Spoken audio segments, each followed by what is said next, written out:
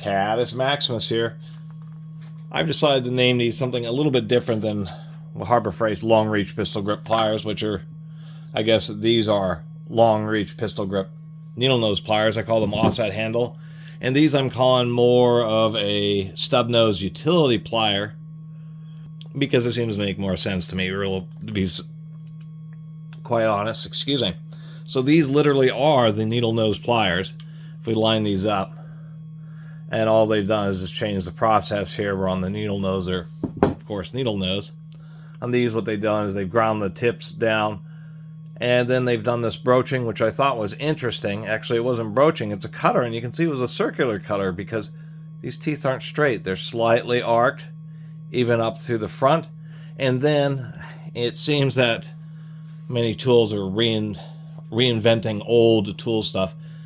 Stove pliers for adjusting small on stoves, and so having this little kind of cross broaching through the end is not something new, although it was kind of popularized by a company called Pliers, just because they put them on lineman style pliers, and that's what these are here.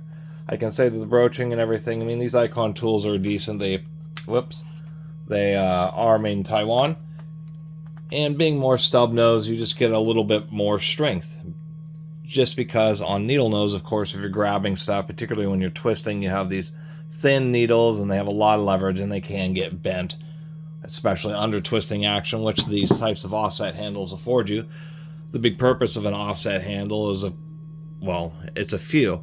One, it does change the ergonomics just a little bit, so instead of being like this, you're like this when you're trying to reach straight onto something. Of course, the offset handle means that you can be flush against the surface, and you have this kind of hook here, so if you're pulling vigorously, I should say, you just have a bit better purchase, just a bit better grip on the handles.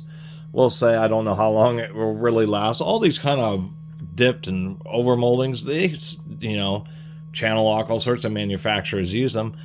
They are okay and they're comfortable, and I like the extra thick Icon ones. But of course, once these things get torn up in toolboxes and that type of stuff, then they start having issues with peeling and coming off, but that's the way it goes. We have a single spring here that's just going to be tack welded to the handle. The only other last thing to say about these is, even though you get a lot of grip because you actually have like these 4 little pads here, of course when you're gripping wires and trying to pick up bolts or work with damaged fasteners or small fasteners, the type of things that you would use a very kind of narrow set of pliers like this, these things are going to get beat up real fast. I mean, it's not going to take a whole lot of use of working with these to cause these little pads here to eventually just mush out and be flat. That's the kind of the deal with having kind of special pliers with all these special kind of tooth designs, is they're really fine. And the nature of a plier is that you're pliering things, usually metal. And those are going to be, even though this is quality steel, it's still going to end up beating up the jaws.